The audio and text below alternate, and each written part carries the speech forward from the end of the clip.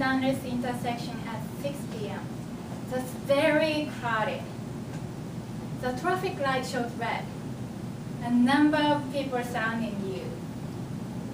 As soon as the light turns green, everyone starts walking at the very same time. If you stopped in the middle of the intersection, what would happen? Some people may give you dirty looks. Some people may even push you from behind. Please open your eyes. Madam Toastmaster, fellow Toastmasters, and welcome guests. Welcome back, Koichi. The ship now we are on will never stop. Then where is this ship going? What is the destination? The world where we live will never stop. I have only one message that I'd like to share with you during my entire speech. That's it. No big deal. Just one message.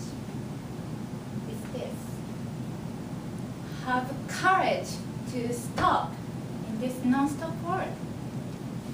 Stop and open your right hand to see what you have now. Stop and open your left hand to see what you don't have yet, but you want to get.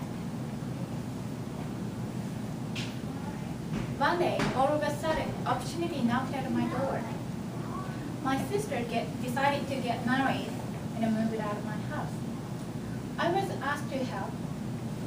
Well, to be precise, I was forced to help her clean and pack her stuff. She asked me, "Natsuki, what is this memo?" She found a piece of paper among the rows of books. I needed several minutes to remember what the note was. This note was 7 years old. 7 years ago, I was working at a stationery shop as a part-timer. Excuse me. When I turned to the voice, there was an elderly Western couple who looked a bit confused. Honestly, I was intimidated since I couldn't speak English well. The Western lady asked me, "Do you have traditional Japanese postcards?" Unfortunately, my store didn't have the postcards that they wanted. When I explained it in my poor English, they looked very disappointed. Without thinking, I told them that I knew a place that had those cards. I did regret it a bit, but anyway, I decided to guide them to the store. Along the way, we had a conversation.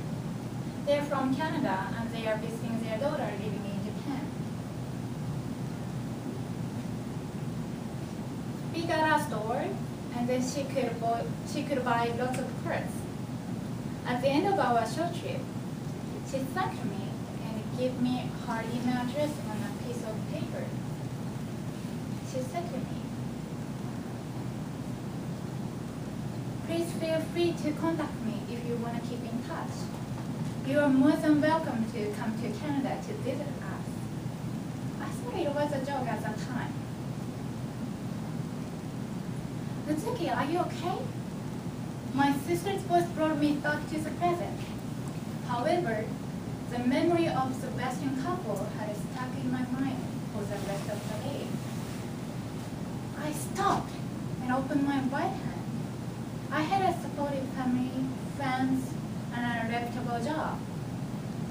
I stopped, and then I opened my left hand. There was an email address of strangers who I had not seen for 7 years. However, I could picture a whole world beyond the note. I had never stopped in my life. I was just afraid of dropping off from this competitive world. But that time, I decided to stop.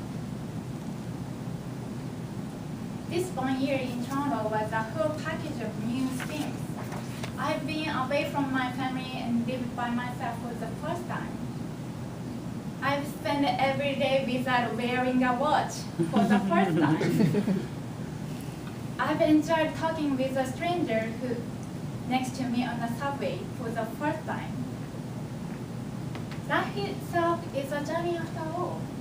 And what matters most is not who you are getting, but who you are becoming.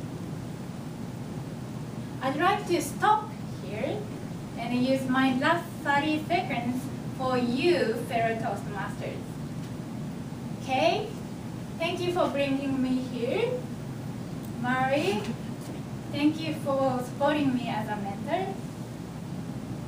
Sam and Rita, thank you for establishing this awesome Toastmasters club. Thank you everyone for having welcomed me and giving constructive feedback each time.